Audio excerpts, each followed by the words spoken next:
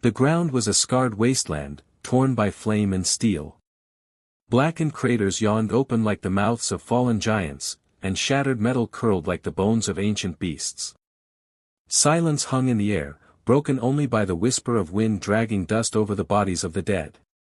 Smoke still rose in slow, sad spirals from burnt machines. It was a graveyard. And Sergeant Alex Work walked through it. His boots crunched softly on brittle soil as he moved carefully, scanning the landscape with sharp, tired eyes. He was alone. The last man from his unit still breathing. His rifle slung low, ready, but not lifted. The scourge had retreated days ago, leaving nothing behind but ruins and ghosts. His orders were simple: sweep the area for survivors and transmit a report. The dropship would return at dawn. Until then, he was on his own. Alex paused near a collapsed piece of artillery, its barrel bent and pointing downward like a finger of shame. Something flickered at the edge of his hearing. A whisper. A breath. He turned, still as a statue, listening. Again. A low, broken gasp. He stepped forward, slow and deliberate, brushing aside tangled cables and twisted metal. Beneath the ruin lay a figure, large, unmoving, and half buried in debris. The skin was blue-gray and rough like stone, flecked with dried blood. Its body was built like a mountain, broad-shouldered and armored by nature. Two eyes opened, black and deep as space. They stared at him. Alex crouched low, his voice quiet. "Can you hear me?" The alien's mouth moved but no words came. Its chest rose weakly, shuddering under strain. Alex saw that one leg was crushed beneath the wreckage. Twisted. Bleeding. Useless. Zari. One of the proud warrior races. Known for strength. For fury. Not for lying helpless under broken steel. His hand went to his comm unit. But he didn't press it. His orders were to report. Wait for extraction. Do not engage. Do not risk. But he looked at the warrior again. The eyes were not afraid. They were ashamed. "You're not dying here," Alex said. He dropped his gear. Pulled out his medkit.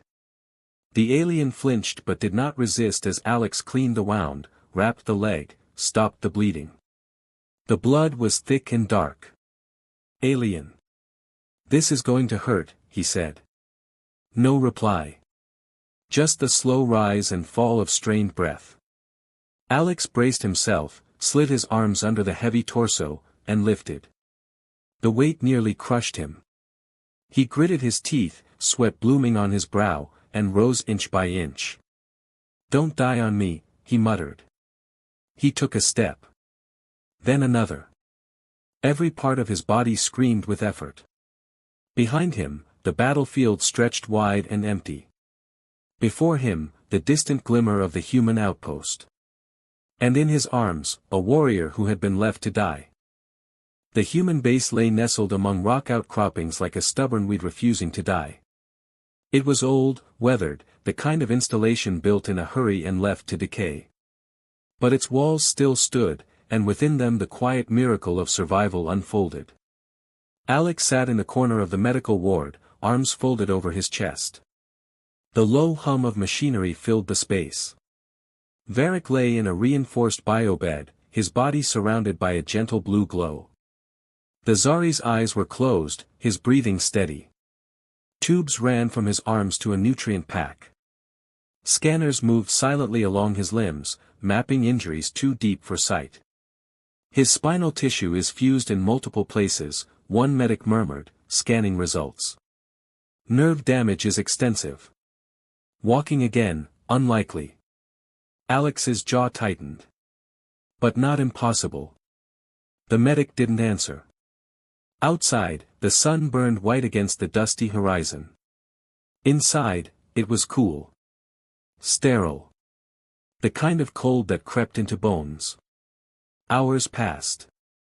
Alex didn't leave. When Varric's eyes finally opened, there was no confusion in them. Only silence. Recognition. And something Alex hadn't expected, resentment. "You should have left me," Varric rasped. Alex stood, walked to the bedside. "Couldn't. Your orders." "I make my own," he gestured to the medics. "You're alive. That's all that matters." Varric turned away, as if ashamed. "I am a burden. You're a soldier. You fought. You bled. That's not weakness. My people abandoned me. They do not see it that way." Alex was quiet a moment. Then, softly, "Then maybe they're wrong." Varric was placed under strict observation. Medics hovered, unsure whether to treat him as a guest or a prisoner. The Zari had always been allies, but their pride made things complicated. Abandoning a comrade went against human instincts, but not against Zari protocol. Word of the alien spread quickly. Nurses whispered. Soldiers stared. One day, Alex walked into the ward and found a young private glaring at Varric from the doorway. "You got a problem?" Alex asked calmly. "You helping him, Sarge?" "Why? He's not one of us." Alex's eyes narrowed. "He is now." "You got a problem with that?" The private muttered and walked off. Alex sat down, watching Varric stare blankly at the ceiling. "You hear that? They think you're one of us. I am not. Maybe not yet. But give it time." Recovery was slow.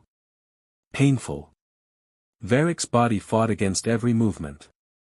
Medics fitted him with an early prototype exobrace, a skeletal harness that wrapped around his waist and legs.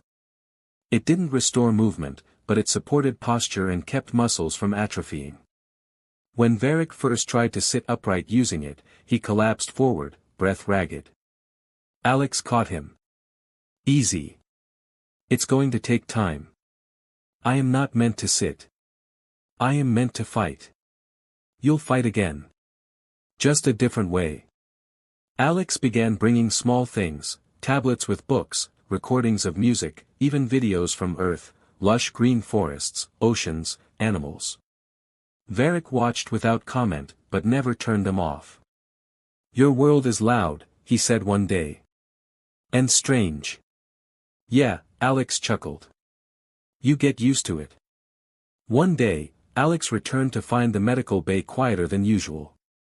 Varric was sitting upright, eyes focused, manipulating a small weighted orb in his hand. "A strength test. You did that on your own?" Varric nodded once. "My arms remember. My legs do not."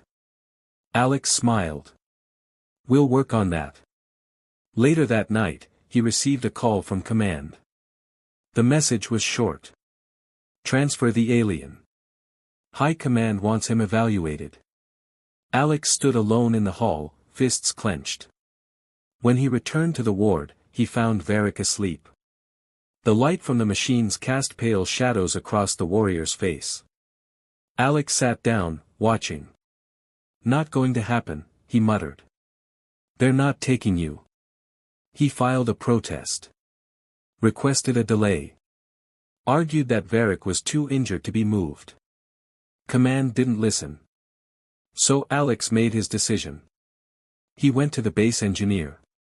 "I need to upgrade the exobrace. Fast." "Why?"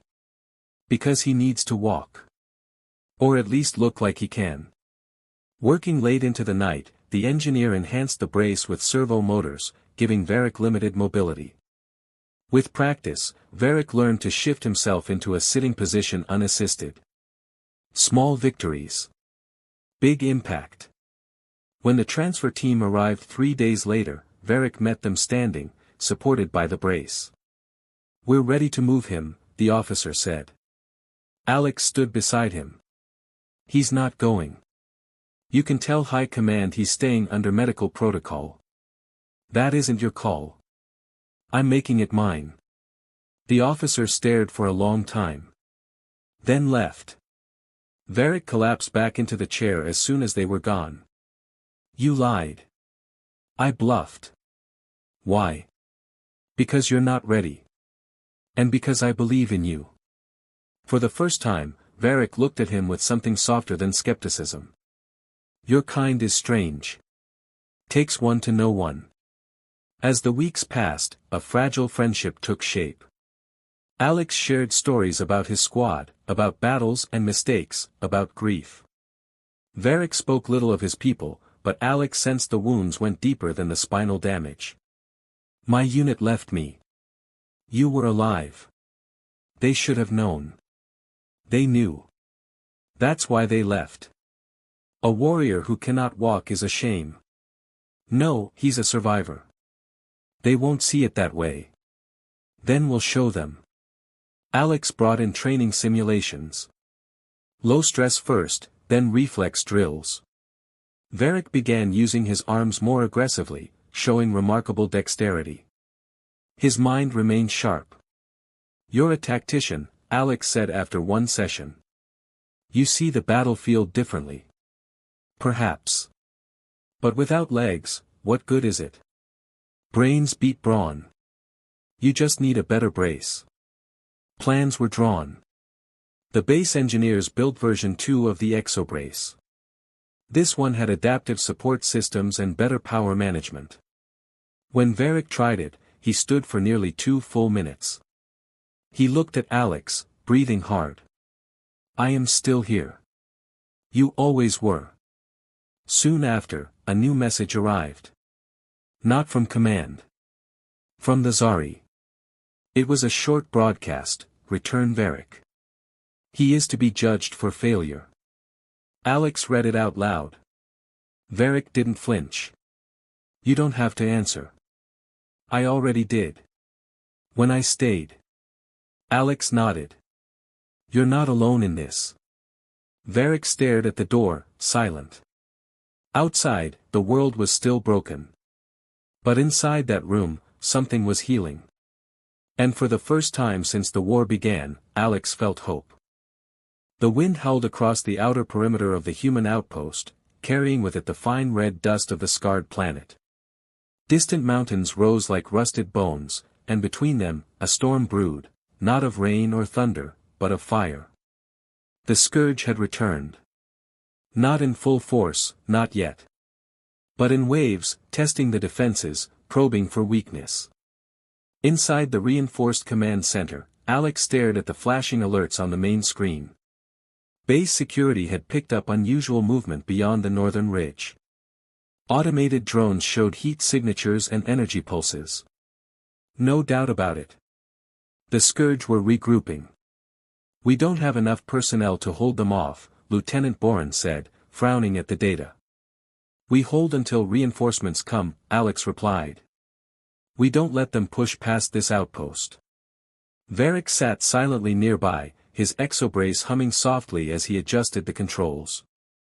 His face was calm, but his eyes were alert. We will fight, he said simply. Alex nodded.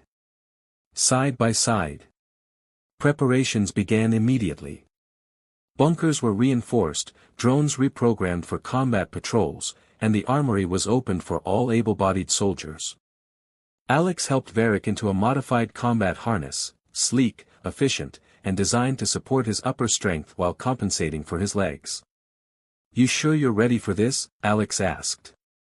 I have been ready since the day you found me, Varric replied.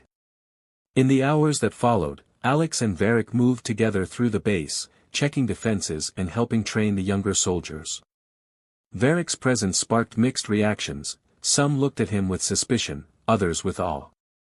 The exobrace gave him an imposing appearance, his tall frame upright, his movement measured but confident. You've got the room's attention, Alex joked during a combat drill. They must see what is possible, Varric replied, catching a training drone midair and smashing it to the ground with practiced force. That night, the sky grew dark, then red. Fire bloomed on the horizon. Alarms shrieked through the outpost. Scourge approaching, came the alert. North perimeter breached. Alex grabbed his rifle and turned to Varric. This is it. You ready? Varric lifted his weapon. Always. Outside, chaos reigned. Scourge wore beasts, twisted, half-organic creatures with glowing eyes and serrated limbs, crawled over the rocky ridge like ants. Behind them, armored soldiers in jagged exosuits moved in coordinated lines, plasma rifles burning blue. Alex took position near the western barricade. Varric joined him, adjusting the targeting systems on his shoulder-mounted cannon. The brace whirred softly with each movement. "They're hitting us hard," Alex muttered. "They want this place. Then we deny them." When the Scourge reached the outer defenses, gunfire erupted. Bullets, plasma, and fire filled the air. Alex picked his targets, firing with precision, conserving ammo.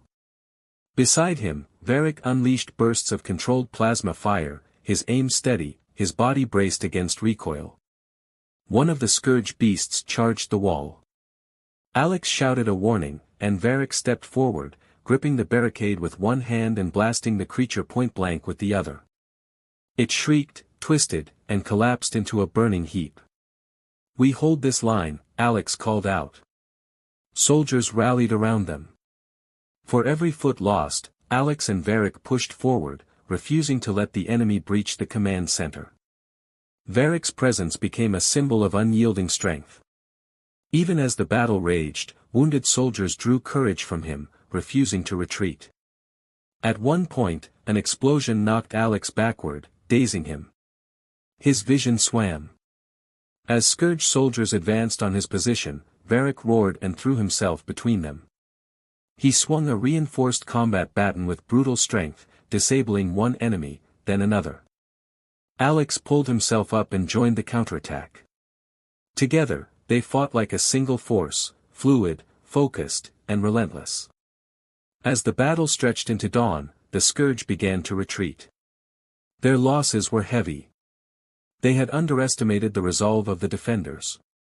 When the final blast echoed into silence, Alex dropped to his knees, panting. Blood smeared his face.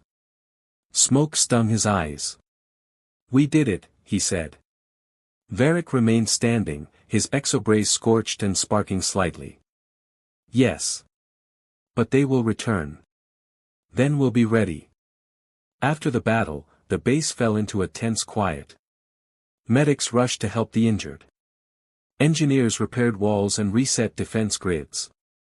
Alex sat on a crate near the field hospital, watching Varric speak with a group of human soldiers. They listened to him. Truly listened. "He saved 3 lives on the west wall," a corporal said. "Never seen anything like it." "He's one of us now," Alex replied. In the days that followed, Varric trained alongside the humans. Not just in combat, but in communication, tactics, even humor. Slowly, barriers crumbled. Respect took root. "I never thought I'd call Azari my comrade," Boran admitted. "But he's earned it." Alex and Varric often sat together at dusk, watching the horizon. "You didn't have to save me back there," Alex said one evening. "I did," Varric replied. "Because you would have done the same." Alex grinned. "Guess we're stuck with each other. There are worse fates." The bond between them had deepened. Not just through shared fire, but through trust. Through choice. And beyond the quiet perimeter of the outpost, the war still burned. Days turned into weeks at the outpost. While the world outside prepared for the next wave of war, the base itself transformed. Repair crews patched holes in walls and spirits. The burned scars on the land slowly faded, but deeper scars within its defenders remained. Yet, healing began, not through silence, but through effort. And the center of that effort was Alex and Varric. Varric rose early each day, aided by the newest iteration of his exobrace, a sleek frame of lightweight alloys and flexible servos that responded more fluidly to his upper body strength. Each morning, Alex would be waiting outside the medical ward, ready for training. "Ready to fall on your face again?" Alex asked with a smirk. Varric tilted his head. "Only if you fall first." They trained in the open courtyard. While other soldiers watched with curiosity, the two practiced everything from basic mobility drills to full-body resistance routines. Varric's brace allowed for partial standing, and he used his arms to compensate with surprising agility. He refused to be pitted. Refused to be viewed as anything less than a warrior. "I was broken," Varric admitted one day, pausing mid-exercise. "But you never saw me as broken." Alex tossed him a canteen. "Never once." Beyond the training field, rumors spread that Varric was under surveillance again. This time, not by the Scourge or Command, but by his own people. The Zari sent a delegation, Alex told Varric over lunch in the mess. "They want a meeting." Varric set down his utensil slowly. "To bring me home? Maybe. Or maybe to decide if you're too far gone. I already chose my home." "Then tell them that." The meeting was held in the outpost's central chamber. Zari envoys, tall, silver-armored, faces obscured by ornate masks, stood before Varric and Alex. "You left your post," one envoy said coldly. "They left you behind," Alex replied, standing beside Varric. "You are no longer one of us," another envoy added. Varric's voice did not waver. "Perhaps. But here, I am not abandoned. I am not weak. I am not shamed." "You are changed," one hissed. "I am better," Varric said. The envoys left without comment, and no message followed.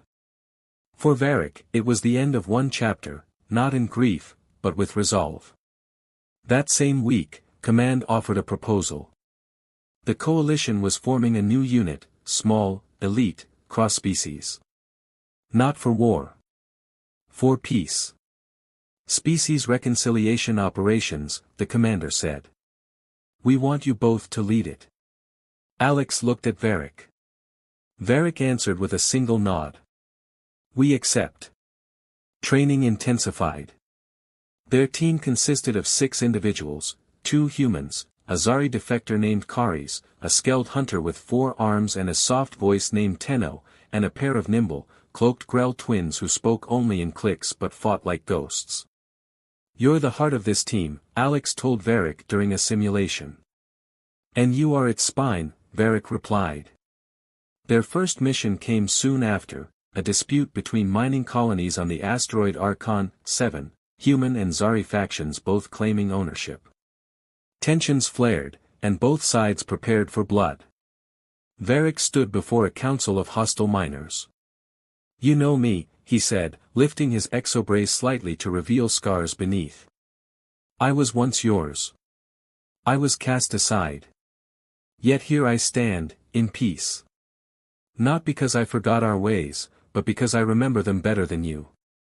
Alex added, "War is easy. Trust isn't.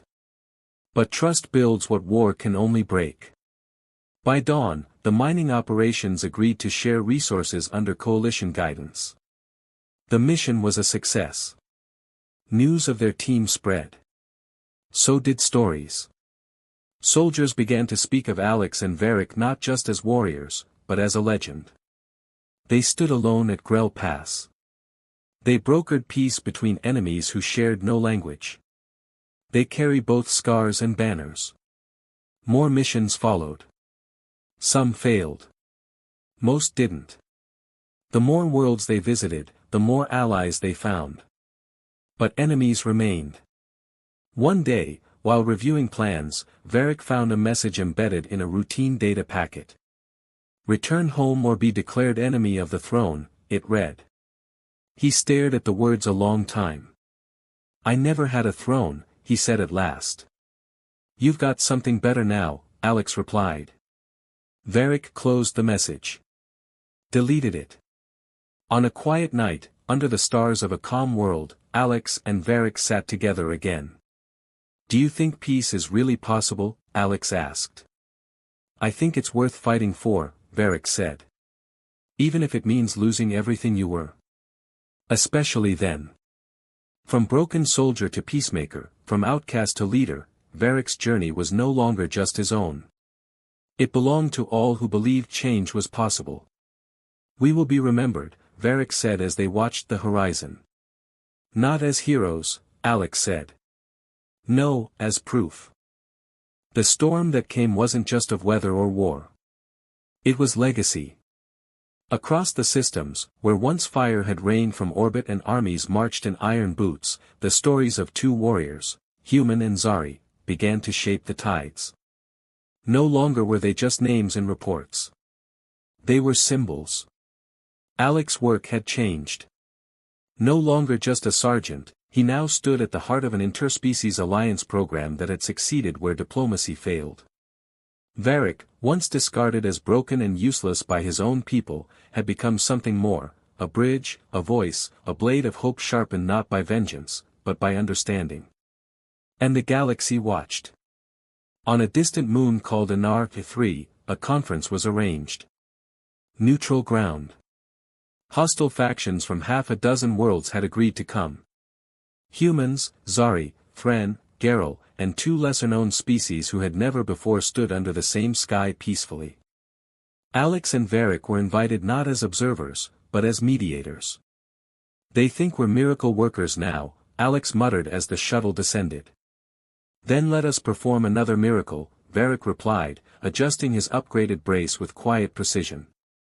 Their shuttle touched down at the Anar Peace Dome, a structure carved from crystal and alloy, shimmering like ice under twin suns. Security was tight. Drones floated silently above. Soldiers watched from the walls. But tension hummed beneath it all. Inside, the delegates gathered in a circular chamber. Voices clashed like blades. Accusations hurled across tables. Your ships violated our mines. Your patrols crossed into neutral zone space. You harbored fugitives. Alex stepped forward, unarmed, calm. We've all lost something, he said. Some of us more than others. But if we measure only what was taken, we'll never build what must come. Varric followed, standing tall despite the mechanical weight on his legs. I was left to die by my own kind. And yet I found life. Found allies. Found purpose. Not because anyone owed me. But because someone chose to see worth. A silence fell. Then murmurs. Then, slowly, agreements. Concessions. Not all, but enough to shift the winds. Outside, the sky turned gold. Later, alone on a terrace overlooking the plains, Alex leaned on the railing, watching wind sweep across the grass. We keep pushing, he said. But sometimes I wonder if it'll ever really end. Perhaps not, Varric said, beside him. But every ending begins with choice. And we chose this. Yeah, Alex said softly. We did. Their work continued. Missions grew more complex. Their team expanded. Varric became a speaker at coalition summits, his words translated into 100 languages. Alex took command of interspecies conflict resolution units. Their names became part of military curriculum, then textbooks, then children's stories. Once there was a soldier who carried another across a dead world. And neither of them ever stopped. One mission brought them back to the battlefield where they first met. The land was quiet now. Trees had begun to grow where metal once lay. Birds nested in the wreckage of tanks. It looks different, Alex said.